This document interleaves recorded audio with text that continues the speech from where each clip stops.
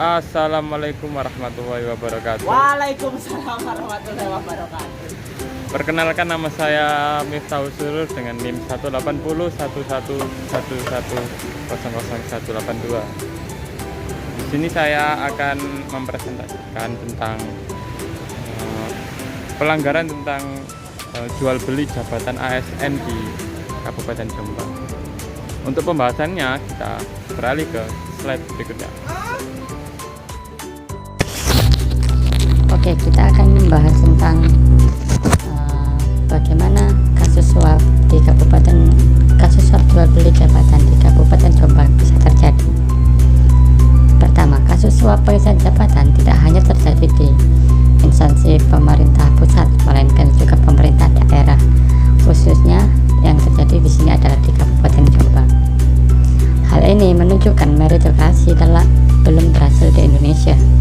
Banyaknya kasus suap kepada pejabat politik dari pejabat birokrasi saat ini menunjukkan bahwa birokrasi masih menjadi subordinasi dari politik.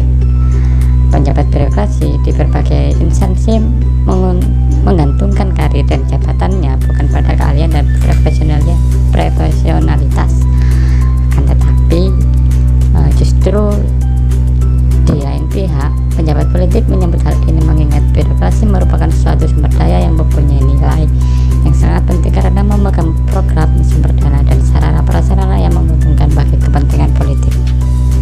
Hal ini perlu sangat diubah agar dapat terciptanya tatanan pemerintah yang mengutamakan meritokrasi. Oke, apa sih meritokrasi?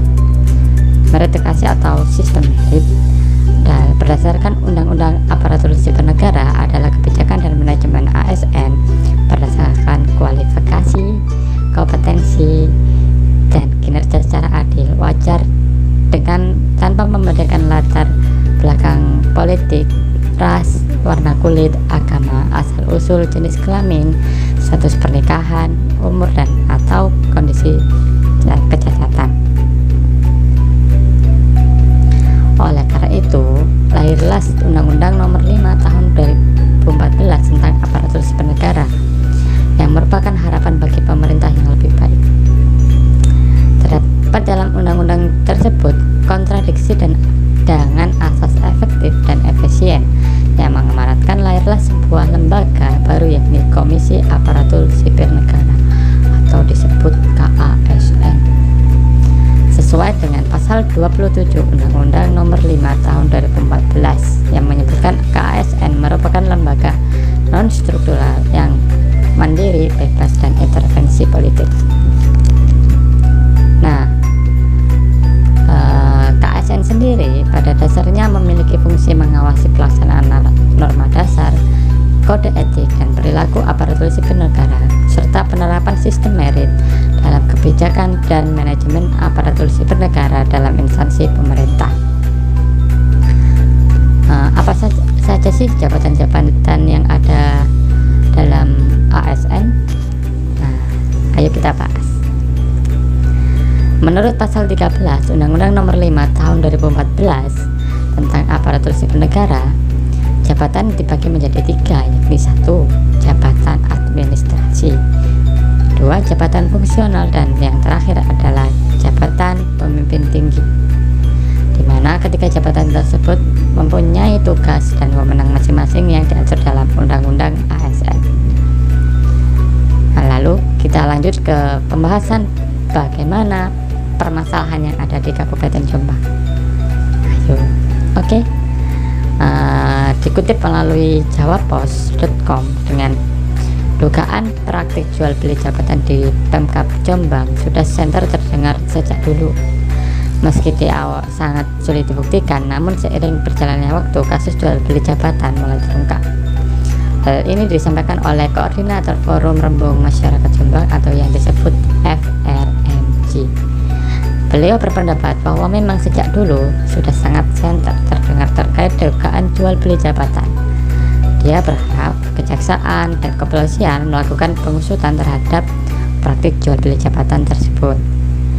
Dia juga berpendapat bahwa dugaan praktik jual beli jabatan jika benar terjadi maka hal yang dicapai bukan menjadi ASN yang profesional, akan tetapi justru ASN yang cenderung berpikir dan bertindak agar segera bisa mengembalikan uang jaminan yang mereka gunakan untuk membeli jabatan tersebut. Selain itu juga, jika budaya kotor seperti ini dilakukan, tentu sangat merugikan ASN lainnya yang benar-benar serius bekerja dan memiliki kompetensi baik tapi sulit naik jabatan. Sementara itu, dugaan praktik kotor mutasi yang disuarakan oleh ketua FRMJ tadi mendapatkan respon dari kalangan ASN, dan mereka membenarkan bahwa tindakan tersebut sangat merugikan bagi ASN lainnya yang benar-benar bekerja dengan profesional. Tak hanya itu, kasus jual beli jabatan juga pernah menyeret mantan Bupati Jombang.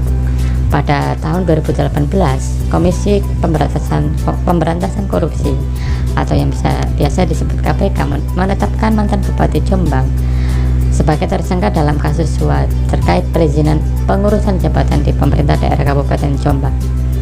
Suap itu diberikan oleh orang yang selaku ingin naik jabatan agar mantan bupati tersebut menetapkan orang tersebut menjadi kepala dinas kesehatan definitif. Total suap yang diterima cukup banyak, yakni 275 juta, yang mana uang tersebut ditangkap oleh KPK pada saat operasi tangkap tangan. KPK juga menyita uang sebesar 25 juta serta 9.500 dolar Amerika yang diduga merupakan sisa uang suap. Maka dari itu memang benar kan, penerapan sistem merek pada proses pengisian jabatan harus benar-benar diawasi dan diterapkan agar bagai jual beli jabatan maupun praktek lainnya yang terdapat unsur KKN, yakni korupsi, kolusi, dan nepotisme bisa diatasi dan terbentuk penjabat ASN yang kompeten di bidangnya masing-masing. Lalu bagaimana kerugian negara pada saat itu? Oke, kita bahas kali ini. KSN dalam simulasi penghitungan potensi kerugian negara pada tahun 2018 dalam transaksi jual beli jabatan memperkirakan potensi kerugian negara mencapai 102 triliun. Angka ini sungguh sangat besar. Menurut KSN, dari 600 instansi pemerintah, 34 kementerian, 39 lembaga pemerintahan non kementerian, dan 78 lembaga non struktural, 34 pemerintah provinsi, dan 508 pemerintah kabupaten kota. Hanya 57% yang belum melakukan seleksi, hanya lebih dari 57% yang belum melakukan seleksi jabatan secara terbuka. Sedangkan 43 yang sudah melakukan seleksi terbuka kualitasnya berbeda-beda. KSN dalam laporan tahunan juga mengakui bahwa masih terdapat beberapa daerah yang belum melaksanakan rekomendasi KSN. Lalu bagaimana sih peran KSN sesungguhnya? Maka kita pelajari dulu wewenang KSN. Wewenang KSN sendiri salah satunya yakni mengawasi setiap tahapan proses pengisian jabatan pemimpin tinggi, mulai dari pembentukan panitia seleksi, instansi, pengumuman lowongan, pelaksanaan seleksi, pengusulan nama calon, serta penetapan dan pelantikan penjabat pemimpin tinggi. Lalu, KSN juga mempunyai wewenang mengawasi, mengevaluasi penerapan asas, nilai dasar serta kode etik dan kode perilaku pegawai ASN. KSN juga berhak dan berwenang meminta informasi dari pegawai ASN dan masyarakat mengenai laporan pelanggaran norma dasar serta kode etik dan kode perilaku pegawai ASN. Lalu wewenang selanjutnya yakni memeriksa dokumen terkait pelanggaran norma dasar serta kode etik dan perilaku pegawai ASN dan meminta klarifikasi dan atau dokumen yang diperlukan dari instansi pemerintah untuk pemeriksaan laporan atas pelanggaran norma dasar serta kode etik dan perilaku pegawai ASN. Dalam pengawasannya tersebut, KSN juga berwenang untuk memutuskan adanya pelanggaran kode etik dan kode perilaku pegawai ASN. Lalu bagaimana sih hasil pengawasan tersebut diproses? Nah, untuk hasil pengawasan tersebut disampaikan kepada PPK atau penjabat pembina kepegawaian dan penjabat yang berwenang untuk wajib menindaklanjuti. Sedangkan hasil pengawasan yang tidak dilanjuti oleh PPK, KASN dapat merekomendasikan kepada Presiden untuk menjatuhkan sanksi terhadap penjabat pembina kepegawaian tersebut dan pejabat yang berwenang yang melanggar prinsip serta sistem merit dan ketentuan peraturan perundang-undangan. Untuk ketentuan sanksi berupa peringatan, teguran, perbaikan, pencabutan, pembatalan penerbitan putusan, dan pengembalian pembayaran, hukuman disiplin untuk penjabat yang berwenang sesuai dengan ketentuan peraturan perundang-undangan, dan sanksi untuk penjabat pembina kepegawaian sesuai dengan ketentuan peraturan perundang-undangan.